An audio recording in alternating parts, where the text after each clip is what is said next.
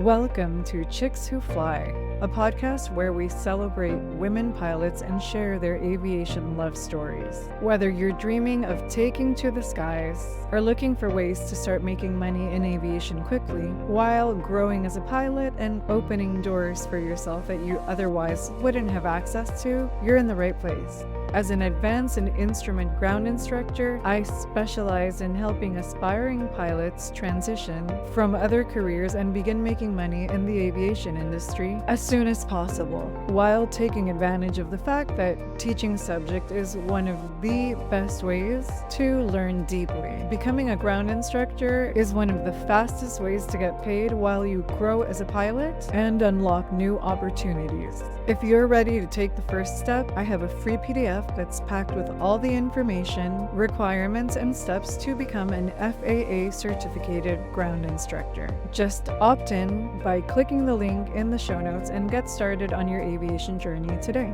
I also want to send a shout out to feedspot.com for featuring Chicks Who Fly on their list of top women in aviation podcasts, and I am honored to have made their list.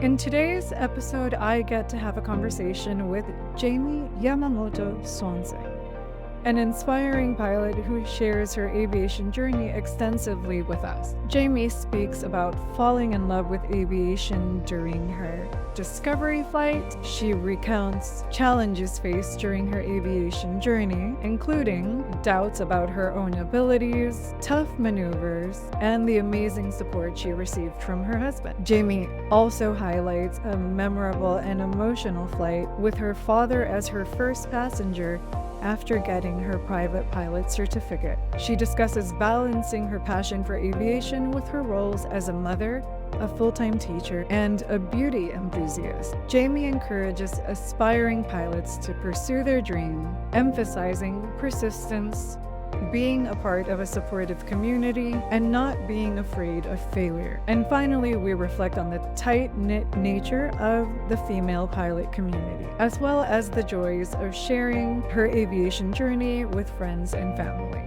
So without further ado, here's the conversation that I got to have with Jamie Yamamoto Swanson. How's it going? Good. I'm enjoying my summer. I just finished my school year. So I've been on summer break for a couple weeks. It's nice not to set my alarm and go teach my fifth graders. I like to share people's stories with aviation, especially people who don't have a long-standing aviation background. I like to feature the people that are not the typical thing that we think of. I would say far from the typical person in aviation. How did you get involved in aviation?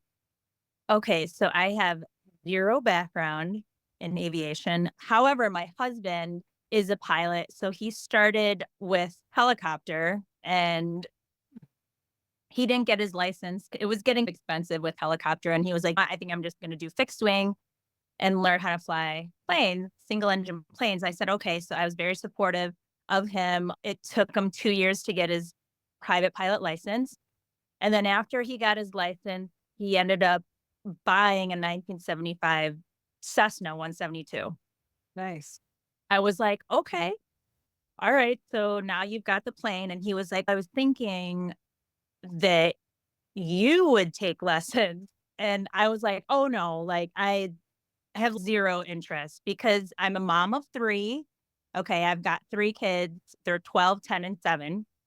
And I'm super busy. I have my own skincare business. I teach full time. Like I don't have any more things to put on my plate. So when he told me, oh yeah, you should take lessons, I was laughing because I'm like, that's really funny because there's no way that I could do it. I didn't think I could do it. And I was there for him when he was studying and it was hard. We would do flashcards. I had the far aim open and I was like, wow, Dave, this is really hard. It wasn't just the flying part, it was the studying part. And I was like, okay, I helped you study for that test. I don't even know if I can even scratch the surface on that. But his thing was, we have a plane. He's, if you're going to fly with me as a passenger, I want you to get 10 hours of just general aviation. Just get 10 hours with an instructor as a safety precaution. So I'm like, you pass out And then I have to land the plane. He's, yeah, what if that happens? You should know what to do. So then I'm like, all right, from a safety precaution, I can understand that. We're going to fly together. I should probably know some of the basics. So I agreed to it. And then he bought me a flight bag. And then he bought me a Bose headset. And then he bought me a logbook. So he was like slowly kind of warming me up to the whole idea. So I'm like, okay, fine. And then when I got up in the air for my discovery flight, I just fell in love with it. I didn't think I was going to like it, but I got up on the first flight and I fell in love with it. And then I was like, okay, well, I'm going to start going with a flight instructor. And then I kept going once, twice a week willingly. And he was just like, you know what? Get your license. At this point, I'm like, okay, I got my 10 hours done. You said 10 hours, so I'm done. He's, you know what? You should just get your license. We have the plane. You don't have to pay rent for the plane. You're just paying for the instructor. So I just think it'll be worth it. You should just get your license. So I was like, oh my God, this is going to be really hard and challenging, but it was something that I was interested in. It was a new passion. And I was like, I'm going to try it and I'm going to do it. And my biggest cheerleader was my husband because he was so encouraging during those times when it got really tough. He was always in my corner. I'll call him after every flight. He's like, how did it go? Like we would debrief every single lesson. And he was just so supportive and that helped immensely. So it took him a couple years. It took me 2 years, 3 CFIs, and 170 flight hours. And then I got my license. So I got my license last July of 2023. So I will say that was the hardest, most challenging thing that I've ever done, but it was also the most rewarding and I felt the most accomplished at that moment. So yeah, that's my story. Like I said, I've no plan to go into the airline. I just want to stay like general aviation. Dave and I want to travel and explore and go to new places. And that was the whole point of getting our license together. And it's something that we both share, which is just really cool. We love flying together. So we are really looking forward to traveling. So that, in short, is the story, how I got involved in aviation. I love it. I have so many questions. Yes. The first one, yes, yes. The first one being, what was it about flying on that first discovery flight that just grabbed you like that? So I think it was your perspective. Like when you're on the ground, things look very different. So the second we got up in the air, it was like anything that was stressing me out, anything I was thinking in that moment was totally blacked out. I don't think I've ever felt that way where you can just have that freedom to just get up in a plane, go fly wherever you want. It's very liberating. So when I got up there and when you see things from that perspective, when you're in the air, it's just so amazing. I can't describe that feeling to anyone else. Like they don't really know what that feels like until you're up in the air. But there's just that sense of freedom, happiness that just fulfills you. You just forget about everything else that's going on that just rolls off your back when you're up in the air. And I love that feeling. And it was fun. And it was a really fun time. So that Yeah, like what grabbed my attention was that flying bug. It gets everyone. You get up in the air and you're just like, oh my God, this sight is just amazing. I do actually. I think the perspective thing is a big thing, not only because it's beautiful up there, but because it's like yoga in a way Yes, to it me. is. It is. It That clears whole thing the of mind. shifting the Mhm. perspective. Yeah, I think it's you get to know yourself. And I'm gonna jump ahead of one of the other questions I want to ask you, but it's naturally segueing this way. So one of the things that you said about how proud you were at the end and how difficult it had been, but you still got there. I personally find that when I learned to fly and achieved the milestone of my private pilot certificate, Mhm. it changed my relationship with myself in a way because I got to know myself as a person who was capable of something like this. Did you Uh, experience something similar? I did throughout my whole flight training. there's a lot of self-doubt that goes in there. There were times where I just wanted to throw the towel in because it got too hard. It got really hard where I plateaued in my flight training. I wasn't improving. I felt like I hit a wall and I was like, maybe I'm not cut out to be a pilot and I'm okay with that. Maybe I'm not good enough. These are all the things that I would like tell myself, which is like, I feel like we are our worst critic, especially women. That self doubt comes in and it's like a black hole. It just sucks you in. And so those were the types of things that were happening during my flight training where I'd fall on my face a couple times and I would be like, maybe I shouldn't do this. This is taking me a long time. Why is it taking me so long? There's people that get their license in 40 hours. Why is it taking me over 100? Why am I not grasping the concept? So then I thought, you know what? I need to stop comparing myself to other people. That was number one, because I was doing that. There's people that are younger and smarter and faster than I am. And I was like, but that's their journey. This is my journey. So it doesn't matter how many hours it took. If it took me 300, 500 hours, it doesn't matter because that was the point where I felt like a really safe pilot. So I have no shame in saying it took me that long because I felt safe. I felt like a very safe pilot going into it. But there were a lot of times where I felt very down on myself because I wasn't achieving those milestones at the time that I thought I should have achieved those milestones. It taught me a lot about my stamina, my perseverance, and then you really have to be mentally strong. And that's where I persevered. It was the mental part where I was like, nope, this is my journey. I'm going to keep going. It does not matter how long it takes. And I'm going to fail and it's okay. And I did multiple times. Like I couldn't get some maneuvers or I really sucked at landing and it happens. And I just would be like, okay, accept it. Tomorrow's a new day and I'm going to get better. So that was how I dealt with the hardship. And then just surrounding myself with other pilots. Of course, my husband was so encouraging, but I got myself into these like Facebook pilot groups, student pilot communities, and other pilot friends that just really had a positive impact on me. So when I was feeling like I I couldn't go on, they really helped push me like, don't worry about it. Tomorrow's a new day. You're going to get it. So that encouragement was so helpful. But I did learn a lot about myself on how much I could tolerate, how much failure I could take before succeeding. So I thought it was such a good experience because I think people need to experience that. They need to fall on their face and fail a few times before they really get it. I thought it was a good experience. I had a really similar experience. I had over 100 hours when I got my private pilot certificate, and I had about 80 hours when I soloed, in Mhm. part because I had so many changes, a lot of starting and stopping, 13 different flight instructors as I kept moving across the country. Yeah. Yeah. Finish, and It happened.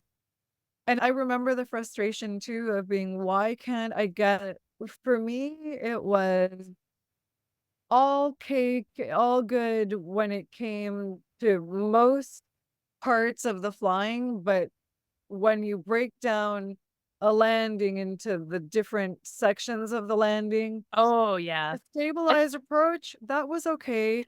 When to get into ground effect, no sweat. But being able to gauge when was the right moment to flare, how Oh, yeah. to increase or not, and that whole transition, it it was It really hard for me to get. What were the things that you found the most challenging during your journey of learning?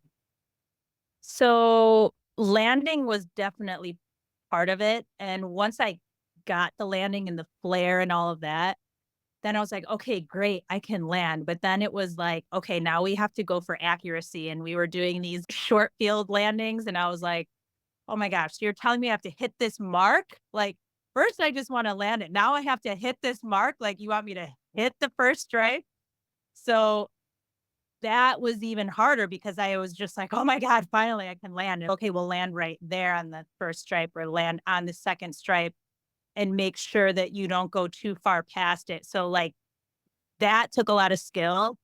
So Soft field landings, I was fine. The short field landings, that took me a long time to achieve. I'm trying to think what else. The other maneuvers were when we were doing a power on stall. That was a little hard for me as well. And steep turns. Steep turns always got me because I would be losing altitude or gaining altitude. I wouldn't be able to maintain it. So my third CFI, very good, but also very strict, which I can appreciate now because he was like, we are not done with this maneuver until you get it right. So I kept messing up. My altitude keeps going, or I'm dropping altitude. He's like, do it again. We were doing steep turns. So I was like blue in the face. Yeah, steep turns, short field landings, I would say were the hardest maneuvers for me, but I got through it. No, that's amazing. I think I struggled with the same things. You said that your husband was also really supportive. Extremely supportive. What kind of things would he do for you when you were having a hard time with something that ended up being really helpful for you? I remember like, it was a couple of days before my check ride, or maybe it was a couple weeks before my check ride. And I had a couple of bad flights. Like I said, I plateaued in my training. And like I said, after every single lesson, we'd always call each other because we keep our plane at Poplar Grove, which is about an hour. So it's always an hour commute there and back. So I always wanted to debrief with him. So every single lesson, we'd call each other. But this particular one, it was bad. Like I did everything wrong. And this was like getting close to my check ride. So I should be like, I should know my stuff by now. And I think I just got into my head. I got really, really nervous. It was like a mock check ride. I got really nervous. I didn't do that well. And my instructor was like, hey, I'm not going to feel comfortable sending you off and signing you off on this check ride until I see some good flying from you. I don't know why, but I took it so personal. And Dave met me at the airport and I was just like in tears. I was crying. I was like, my check ride's going to be soon. My instructor doesn't think I'm ready. I don't know if I can do this. We're getting down to the wire here. And he just listened. He's very good at listening. So he's like, Jamie, he's like, it's okay. It's okay to have a bad flight. You're not going to have a good flight every single time. So this is what you should do. Go up with a different instructor, go up with a different CFI and just get his feedback. And I was like, okay, fine. So I did. I went with another CFI. Not to say that my CFI wasn't great, but it's good to get a different pair of eyes on you. So I went up with a different instructor and the flight was fine. So it was just like that. I needed that little boost of confidence to get me through. And then by the time I got to my check ride, it was smooth sailing. I felt over prepared for that day and everything went well. The oral went perfectly. The flying was great. Yeah, when I hit that rock bottom there, Dave was very supportive. He always knew what to say when I was beating myself up, and he was very patient with everything that I had to say after each flight. That helped. I really just needed that boost of confidence to get me through the rough times, and he still does that now.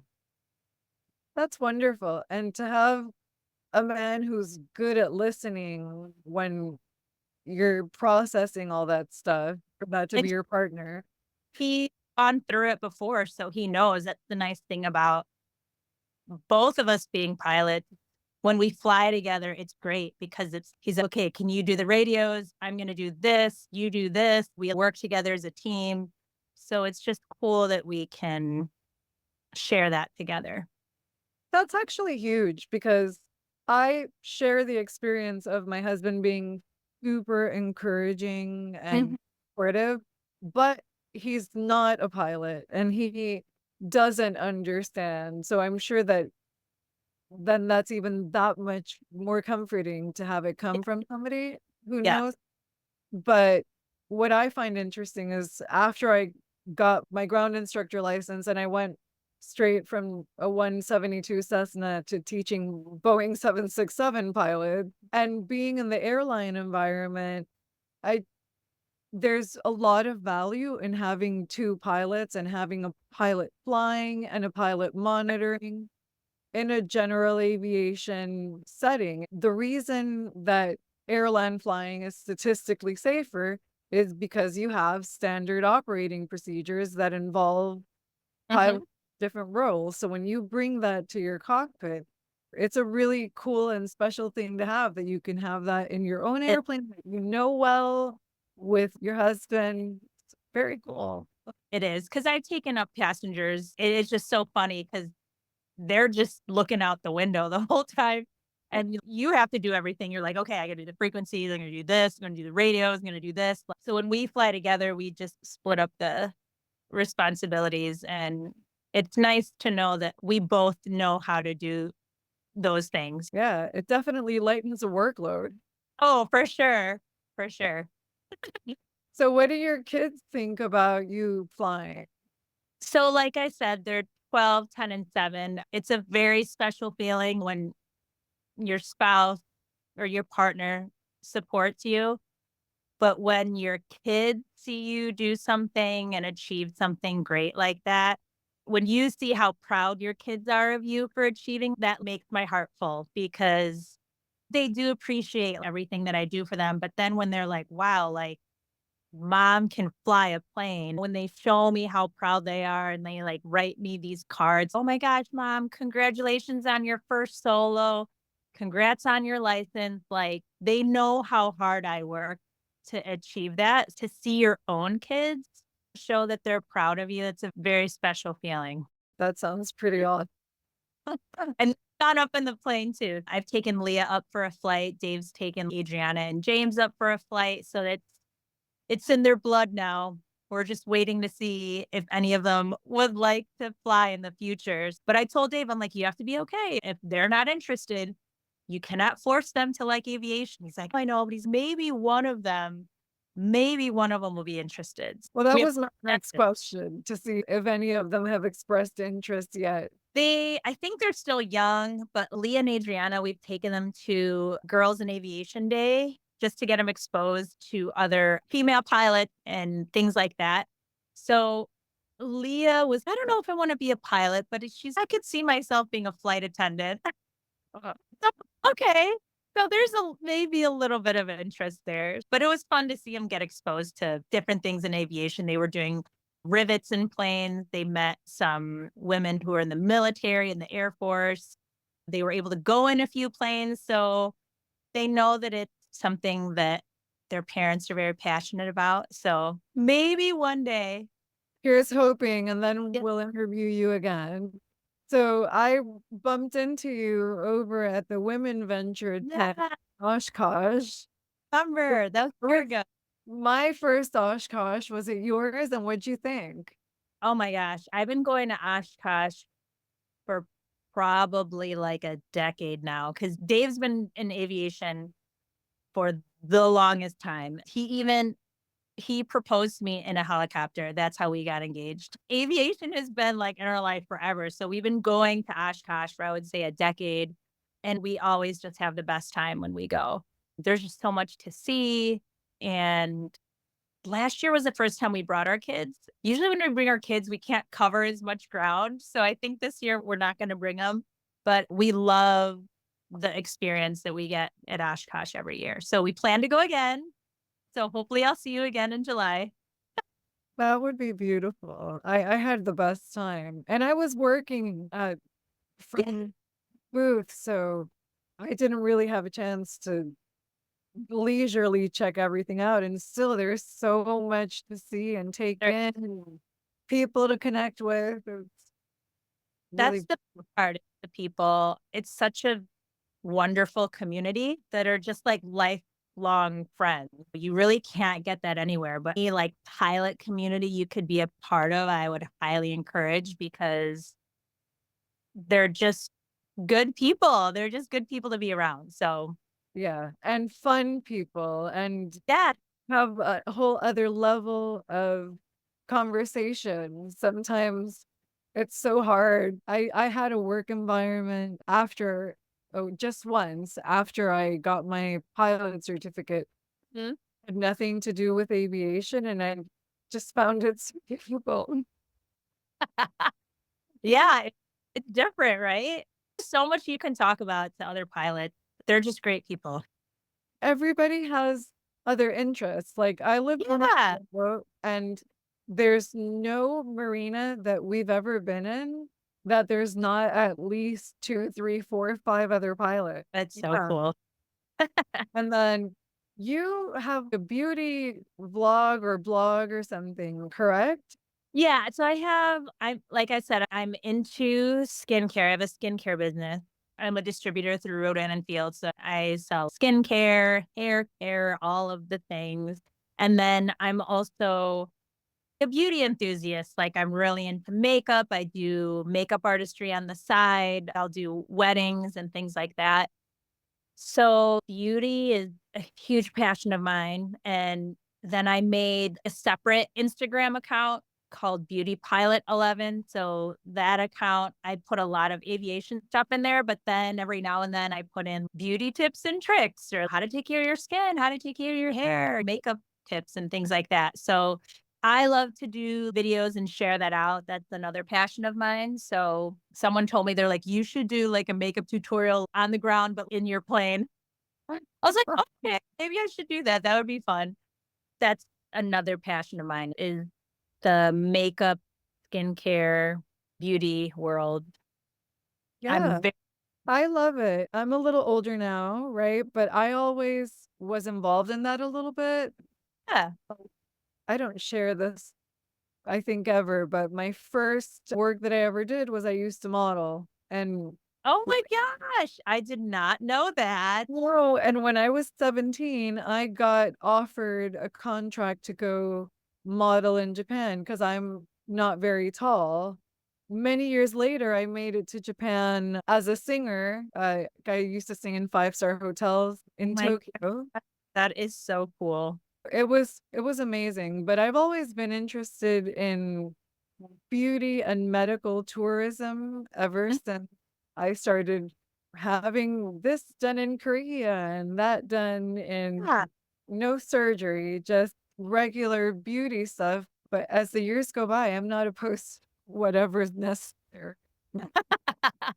Whatever it takes. Yeah, I've always been into taking care of myself. So as somebody who I always felt half girly girl, half tomboy for some reason, but never in a billion years would I have thought that I would have to learn system. The first flight lesson that I had that they went and they opened the cowling because it was a Piper and they like took out the dipstick. I'm like, what are you doing? Like, I just want to fly. Flying encompasses so many things. That's why when people are like, "Oh, do you just push a bunch of buttons?" It's no, like you really have to learn the mechanics of the plane and you have to learn the physics of the plane and you have to know like math and science and mechanics was definitely not my forte. That's funny that you say taking the cowling off. Dave would be like, "I want you to do the oil change." And I'm like, "I don't know what that entails." I have maybe watched, like, someone do an oil change on my car, but I'm like, "Oh, so it's gonna be, like, a quick, like, 15 minutes? Okay." He's, "No, it's gonna take longer than that." Like, it was so arduous, and it took a really long time, and I was like, "Wow, this is what it takes to change the plane's oil." He's, "Yeah, we're gonna do it ourselves." I'm like, "Okay." But I learned a lot. He's like, "This is what this is," and he'd show me everything, all the tubes connected, the wires, everything. So that was new for me because I'm not mechanically inclined at all. But yeah, there's a lot to learn. That's absolutely amazing. I've never had that opportunity because once you're involved in airplane ownership, that Mhm. opens so many other doors. And that's extremely cool that you even know how to do that. Yes, with the assistance of Dave, I can do it. If he's just changed the oil, I'd be like, "Oh gosh, I don't remember." Like it's a process, right? There's so many steps. But if he was there and he showed me, yeah, I could do it. But it was cool to learn how to do. Is there anything that you felt that did come naturally to you from the learning to fly process? I actually really like the radios, like in communication, which is Dave's weakness. It's so funny. His forte is flying and all of that, but when it comes to radios, he will be like, I'm like, "Let me do the radios. I'm really good at the radios." I don't know if it's a confidence thing, but I just really like communicating on the radios and talking to ATC and knowing what to say, and So that part came a little bit more naturally than the flying part. Yeah. I That's funny how much I can relate to everything you say, but I used to be a singer, I used to stand in front of people, so I So it's probably not that hard for you to repeat what air traffic control is telling you. I don't know, I think it's fun. yeah, I think paying attention to the radios when there's so many people talking and you're also It's hard. yeah, it takes a special focus. Obviously, I can do it, but I remember at first just feeling overwhelmed with all the chatter in my ear. Oh, yeah, and depending on where you're going or what airspace you're in, they're talking constantly, so when it breaks, like, you have to get on, right? And you have to know what to say, like, you can't be like, you just say it. Yeah, that part takes time, but it can be overwhelming when you keep hearing, yeah, multiple calls, multiple voices. Yeah. Your last name is Yamamoto, so you must have Japanese descent. I do. So my dad is Japanese and my mom is Filipino. Oh, When I got married, I was like, I really want to keep my Japanese last name. And Swanson is a very like American name, like a very common name. Like I went from Yamamoto to Swanson. So I was like, okay. I told my dad, I'm like, I'm going to keep the last name as my middle name. So I'll be Jamie Yamamoto Swanson. And he was very happy that I kept the Japanese last name as my middle name. And our two of our three kids have Japanese middle names. So Leah's middle name is Midori, which is my grandma, and James's middle name is Kiyoshi, which is my dad's middle name. So trying to keep the Japanese name in the family. beautiful. Do you speak any Japanese? I don't, unfortunately. My dad was born here, and then my grandmother was also born here. So they were very American. My grandma spoke a little bit, but that it never trickled down to my dad or myself. My mom, she was born in the Philippines, so she speaks fluent Tagalog. She speaks fluent Spanish, but again, she never talked to me in Tagalog, so I don't know either of the languages. I know some words, but I would not be able to fluently speak those languages. Understood. Plus, That's Japanese is not the easiest language. I, for a while, spoke what I called fluent bar and taxi Japanese. I no longer remember a large amount of it. I'm sure it would come back, but in any case, it's a uh, hard like it really is. But if you speak Spanish, and I know that the Filipino culture is so influenced by a lot of the Spanish culture, but if you speak Spanish or Italian, the vowels are very similar, the way things are pronounced, but the that's sentence what my structure. So, do you have or do you want to get your instrument rating? What's next for you as far as challenges in aviation? So our next thing is Dave and I both said we should get our instrument rating. I don't know if we're going to get it at the same time. He might get it first and then I will follow. I think at least one of us needs to get it. Every pilot that I've talked to is it would be smart if you get your instrument rating. And I was like, oh my God, but it took me so long to get my private. It's probably going to take me twice as long to get my instrument because I know that instrument is a totally different animal. It's very difficult. So in time, I think eventually I will get it. I'm just not in a rush to get it right now. Yeah, and I think there's a lot of value in that. So I'm excited for you when you get it. Yeah, it's more a matter of logistics than It, anything else. it's okay. How long is it going to take? How much is it going to cost? Because you got to pay the instructor and how many hours, and it takes time. So how many times are you going to go to the airport? Are you going to go two times, three times? For me, it was like I was working full time, so I would only be able to fly in the weekends. But when the summer came around, I was going like three times a week. And that's pretty much what you have to commit to if you're really going to plow through instruction like that. Because if you go once a week and then the weather's bad and then you don't fly for a couple weeks, you lose that muscle memory. So consistency is key. Absolutely, it's huge. You're a teacher. Have you thought of getting your advanced ground instructor certificate and teaching that to the kids or in any type of context? Because you are exempt from taking your fundamentals of instruction, I believe. It's actually something I've not thought about. I've been teaching 5th grade for 21 years. So it's a very long time. I don't know if I would become a ground instructor. I don't know how that would fit into my schedule. I wouldn't be opposed to it. I just don't think I know enough information about it. I might be open to it. I just need more information. For a living, I already know I teach 10-year-olds all day, but this would be a little different. It'd be teaching adults. Or not. There are aviation and STEM classes for kids. One of the students that I teach ground school to is a teacher in the state of Oh, okay. Georgia. Because one of the things that makes you exempt from having to take your fundamentals of instruction exam to get your advanced ground instructor, instrument ground instructor, or even certified flight instructor ratings is Mhm. having a teaching certificate from a Oh, state. And I know she expressed interest in teaching a simplified aviation curriculum to her kids. The reason I was asking is because studying is one of the things that doesn't cost you very much or any money in aviation. mm, So keeping your brain sharp and keeping current with all the concepts does contribute to making you a better and safer pilot. There's no better way to learn and stay fresh than to teach it to other people. So true. it ends up being a really cost-effective way to progress in your flight training, Mhm. as I discovered by accident.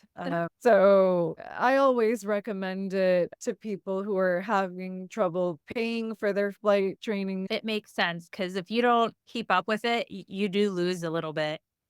You're like, "Gosh, what is this now? I remember it, but now I forgot it." So you have to keep up with everything. So yeah, that does make sense. Do you have a favorite flight you've ever taken?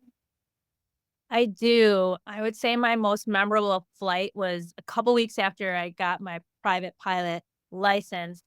I told my dad, I said, "Would you be my first passenger?" And he was like, "Of course, I would love to be your first passenger." And my dad's older. He's 80 at the time. He's 81 right now. And I just remember my mom was like, "He is really excited about this flight." I said, "We were gonna let's get there early. We'll get there at 8 or 9 o'clock." And my mom was like, "He woke up at 6. He was all ready to go at 6 a.m." I was like, "Oh my gosh." I told him what I was doing, and he during the whole flight training, and he was supportive, but he didn't really understand any of it until he actually got to the airport. So when we got there, he helped me clean the plane. He took all the bugs off of the leading edge. He's really into cleaning. So he cleaned the wings and everything, the window. And then I pre-flighted. So he watched me pre-flight. I'm like, it's not like getting in a car, like you just get in and go. You gotta walk around the plane. Like, he watched me do everything, and he asked me so many questions, and then we finally got in the plane. It was, like, the most precious cargo that I had to put in that passenger seat because it was my first passenger, it was my dad. We took a flight over Lake Geneva, Lake Como. We went through a couple other lakes. It was maybe about a half an hour, 45-minute flight. And I had some GoPros set up and I made a video and posted it. Every time I watch this video, I'm like tear up because it was so like emotional. It was like a great experience for my dad and I, something that I'll never forget. And he told me he was just so proud and he was just so impressed of how much I knew. He's, oh my gosh, you really know what you're doing. So it was great. I loved that flight, and he was excited to take another one. He's, "Next time you go fly, let me know. I'll go up with you." That was definitely my favorite flight so far. Oh, that sounds so special and beautiful. I remember when you posted about it, and I remember I commented because I was like, that was just so It freaking cool. was so cool because I know a lot of people that they don't wanna fly or their parents are, like, too scared to fly. There's just this fear of flying that people have. They just are like, nope, I don't want to do it, or I'm too scared, or I trust you. I just don't trust the plane. Like I get that a lot. But my dad was as cool as a cucumber. He was not nervous. He was really enjoying himself on this flight. So it was a really special time between us. Yeah. Thank you for sharing all of that. I think I just have one last question, which is, do you have any advice for anyone who is thinking about starting flight training? I think my only advice would be if someone's thinking about doing flight training, I would do it. I would just push yourself and try to do it. I would get the medical first before you even try flying. I always tell people get your third class medical, make sure everything's all good, that you're healthy. Once you get that out of the way, start your training and get yourself a part of a pilot community group because that's going to really help you move forward in your training and just stay strong. There's gonna be times when you're gonna fail and be okay with failing. Every time I failed, I'd be like, "Okay, good. I'm just gonna be better next time. I can't get better unless I fail." So just know that you're gonna fail a bunch of times and be okay with it and just keep going. Yeah. Don't quit because I there were many times where I was like, "I don't have to do this." Like, I really don't. I could just teach and do my beauty thing, and I don't have to do the pilot thing, but I'm so glad I did. I really had to push myself and get myself out of my comfort zone, and that will happen quite a bit, but just know that you are capable of so much more than you think you are. So, if you're thinking about it, get your medical, get yourself part of a pilot community to help encourage you, and stay committed and don't quit. Excellent advice. Beautiful story. Thank you so much for coming on. I had fun sharing all of that with you. Brought back some good memories. I love it. Let's do it again sometime.